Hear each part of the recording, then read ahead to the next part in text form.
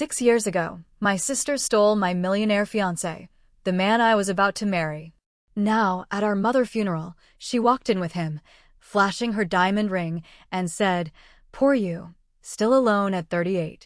I got the man, the money, and the mansion." I smiled, turned to her, and said, "Have you met my husband yet?"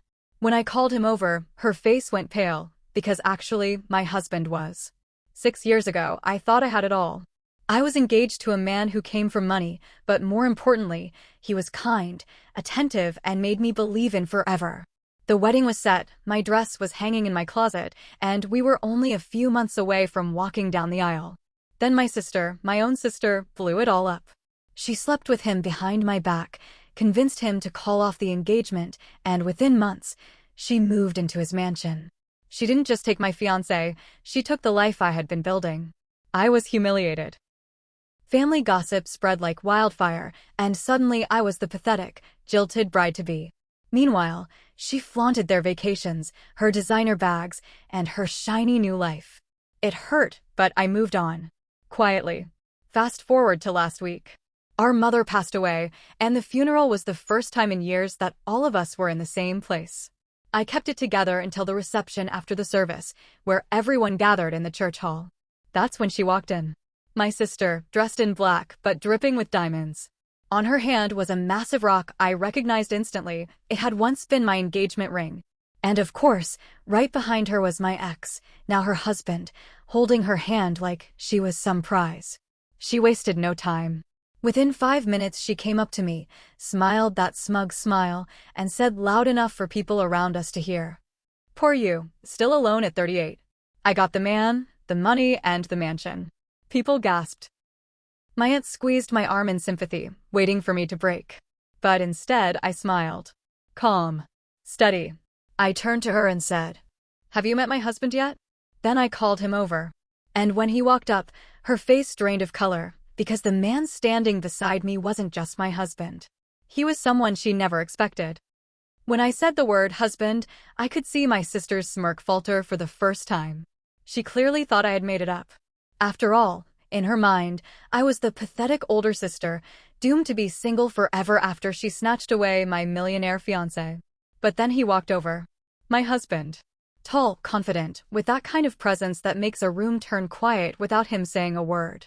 "Babe," he said, sliding an arm around my waist, kissing my temple like it was the most natural thing in the world. "You okay?" I smiled. "I'm perfect." The color drained from my sister's face as recognition hit her. Because my husband wasn't just anyone. He was the very same man she had tried to chase years ago, back when she was still just testing the waters while dating my ex. She'd thrown herself at him at a party, and he had rejected her brutally. Called her shallow. Told her she wasn't worth his time. And now here he was. My husband. She stuttered, "Why you married him?" The whispers started spreading among relatives. My aunt leaned over to my cousin, not even bothering to whisper, "Isn't that the guy who started that company? The one who sold it last year for, what, $30 million? I could practically hear my sister's teeth grinding.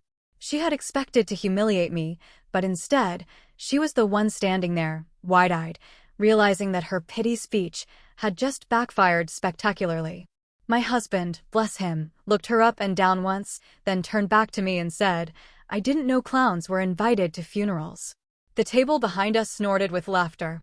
And just like that, my sister's diamond-studded armor started to crack. After my husband's comment, the air went heavy. My sister's smile snapped into a thin, tight line. She hated being laughed at more than anything.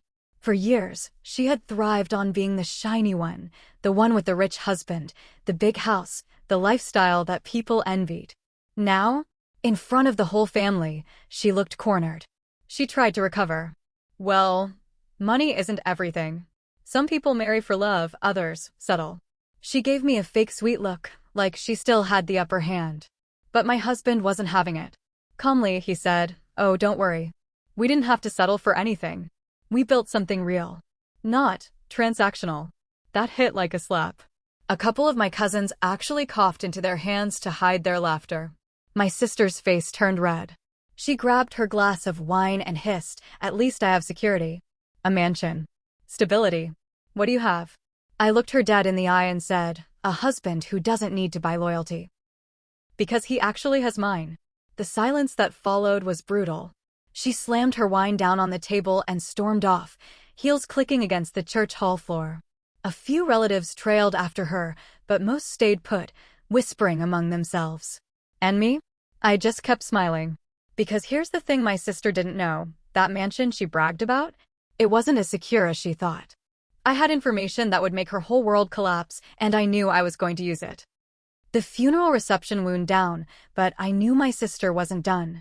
Sure enough, she cornered me outside by the parking lot, diamond ring flashing under the streetlight.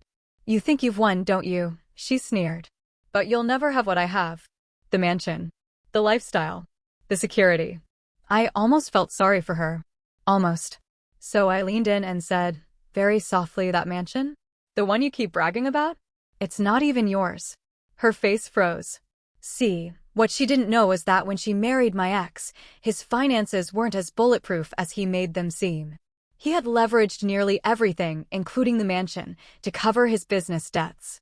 And when his company took a nosedive last year, guess who swooped in and quietly bought the property out of foreclosure? Me. Well, technically my husband and I. We signed the deal just before the funeral. So I pulled out my phone, opened the email with the closing documents, and showed her the screen. "You don't own that mansion anymore." "We do. You're basically a tenant in my house."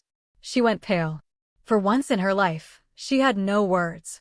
I slipped my phone back into my purse, smiled sweetly, and said, "So next time you want to brag, make sure you're not standing on someone else's property."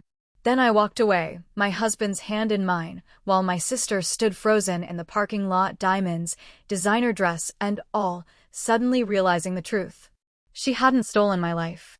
I had built a better one. And now she was living under my roof.